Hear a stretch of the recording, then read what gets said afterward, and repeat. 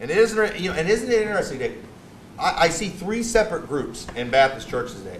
In independent fundamental Baptist churches, three groups that all came from the same background. They all came from the same rules, but yet it produced three completely different groups.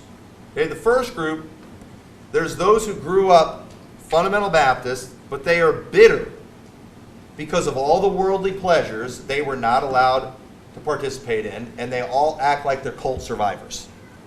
Okay? These people are all over the internet acting like cult survivors. My parents, they started going to this church and they made us start wearing skirts.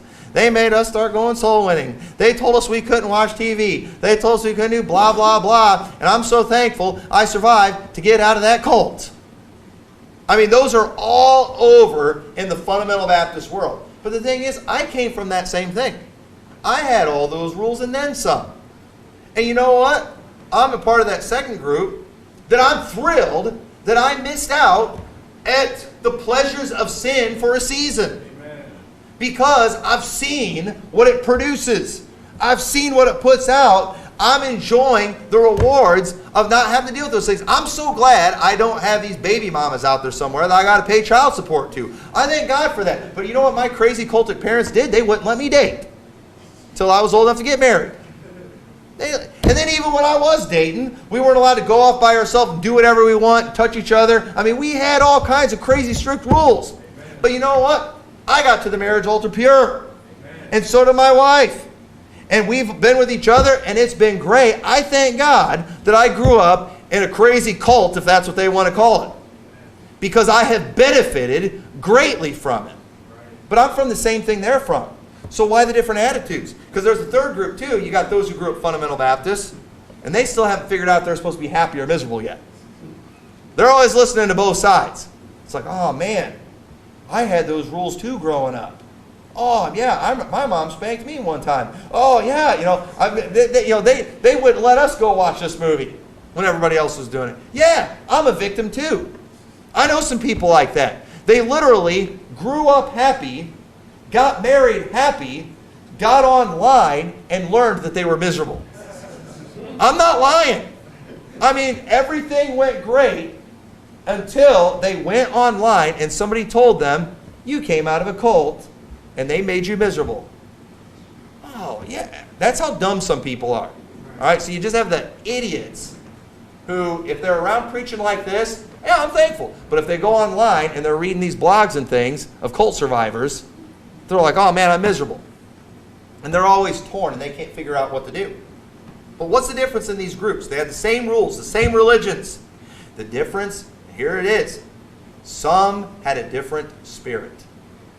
Some people did the right things in their homes for the right reasons. Mom and dad did what they did out of conviction because they knew it was right.